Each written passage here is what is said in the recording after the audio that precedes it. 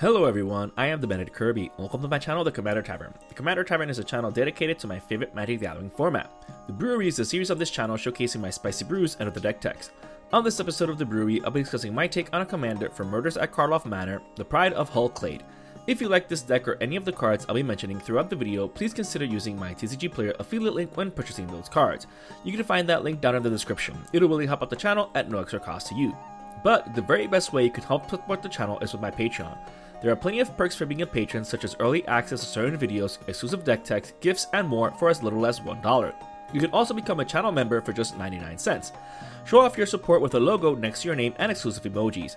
Or you can always support my channel for free by simply liking, subscribing, and sharing, which also helps out a lot. I put out a video every Monday, so you don't want to miss out. You can join my Discord server for free if you want to join the Commander Tavern community. All pertinent links are down in the description. Alright, let's get back to the episode.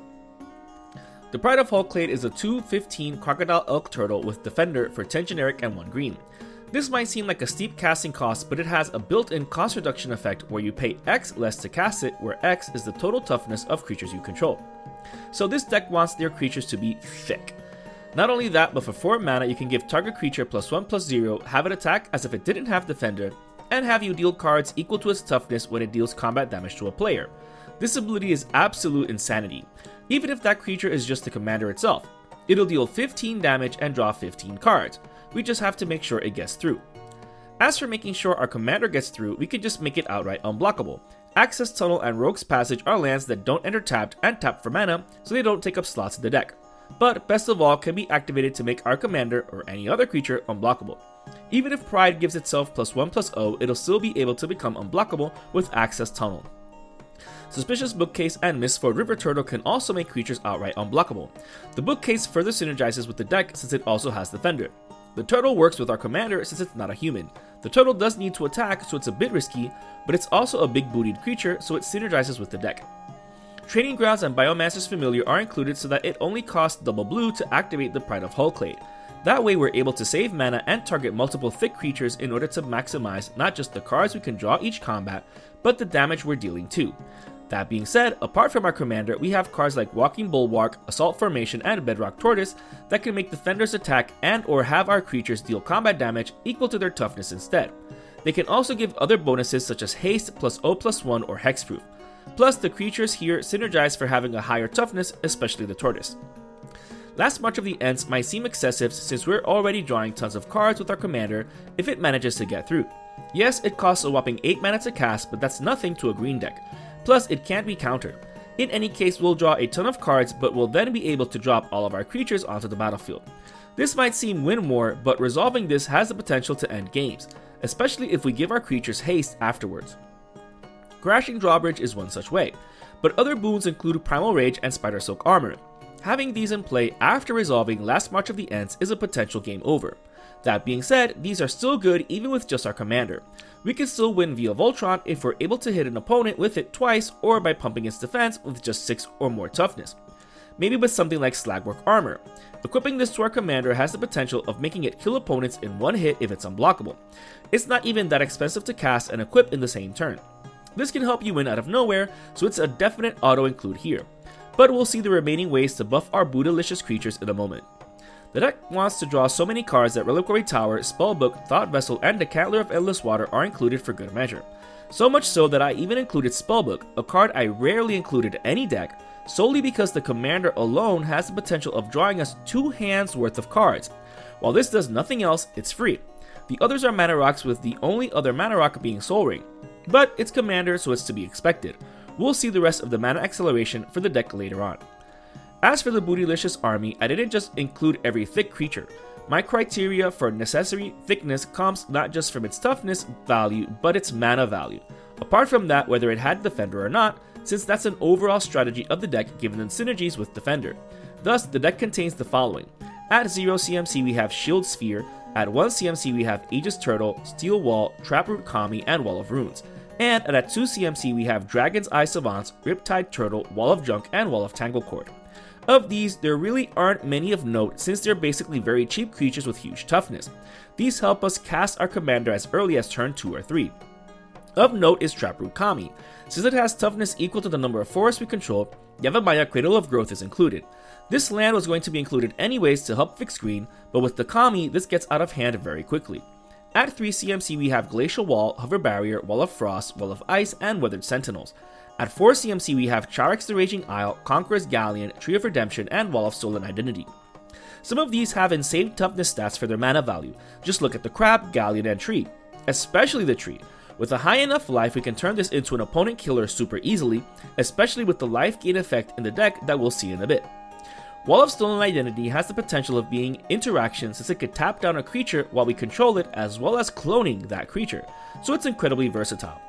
The Galleon transforms into a useful land, but it's a bit of a downer that it doesn't have a "you may" clause. Once it attacks, it transforms at the end of combat, but it's fine. Mirren the Moaning Well and Witch's Clinic are the life gain sources that I previously mentioned. The Clinic further helps with the Voltron strategy since it gives lifelink to our commander, having us gain 15 life each time it deals combat damage. Mirren can be used in response to one of our thicc creatures dying. We can respond by sacrificing it to gain life. We can then use all that life to make Tree of Redemption massive or to recover life after turning our life totals to 13. Giraffe Visionary Stitcher is another way to make use of thicc creatures that would otherwise be destroyed, exiled, etc. We can sacrifice them instead in order to get a very huge zombie that also flies if we keep Giraffe around. Don't sleep on how strong Giraffe is, especially since our thicc creatures can only attack if they don't have Defender and only deal combat damage to their toughness if an ability says so. Other useful walls in the deck include Fogbank, Guard Gomazoa, and Amaranthine Wall. These won't be attacking anytime soon, so we're going to use them to block anything without Trample, Wither, etc. They're also useful to further push the Defender synergies in the deck, which we'll see in a bit. Heroic Intervention and Rapid Vigor are also included as protective effects since we'd prefer to keep our board, but these are pretty self-explanatory anyways. Moving on, we have Drift of Phantasms and Shield Wall Sentinel, more thicc creatures that have the potential of tutoring for anything we need. The Sentinel can get us any creature with Defender in our library, which is a pretty strong effect.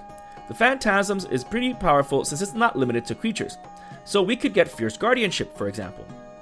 Overgrown Battlement, Sylvan Caryatid, Elvenwald Captain, Vine Trellis, and Axebane Guardian are more walls or creatures that care about Defender. All of these provide mana acceleration, with the first and last ones being absolute power plants of mana production, especially the last one since we could tap for blue if we wanted to.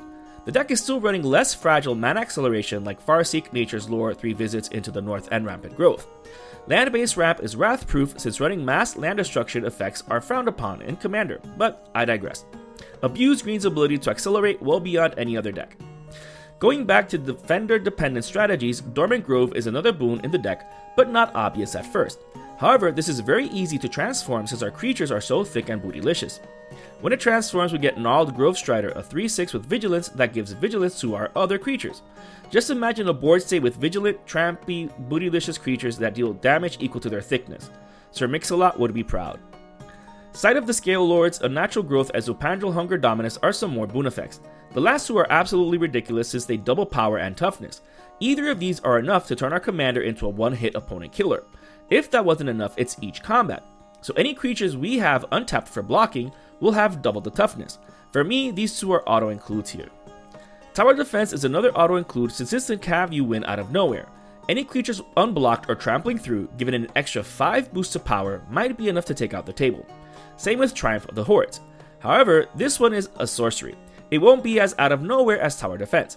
That being said, if our Bootylicious creatures have Trample and are thick enough, it won't matter if they see it coming or not if they can't afford it.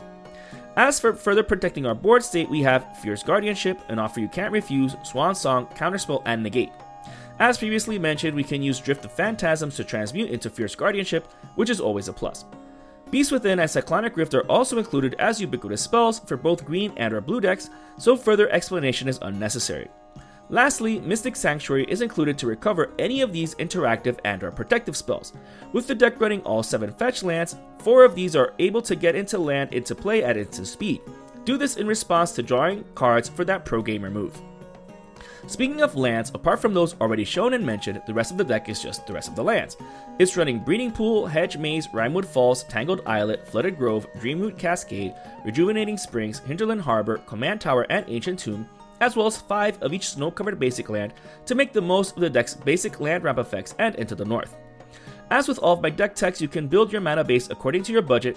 Whether you include more expensive cards or even cheaper cards is up to you. You do you. This brew is just an idea of how to build around Pride of the Hall Clade.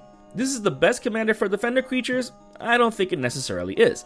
That being said, it can still win with probably more variety than someone like Arcades. The only thing that bummed me about this thing when it was spoiled was not being includable in Phoenix God of Deception. In any case, you can win either by going tall or going wide, no pun intended. If you're interested in the deck list of this spicy brew of mine, you can find a link to it down in the description.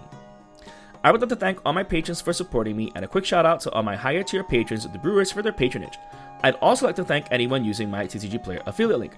That also helps out the channel. I also want to thank any channel members. Your membership is greatly appreciated. And to everyone, thanks for watching this episode of The Brewery on the Commander Tavern. I am the Bandit Kirby, and happy brewing.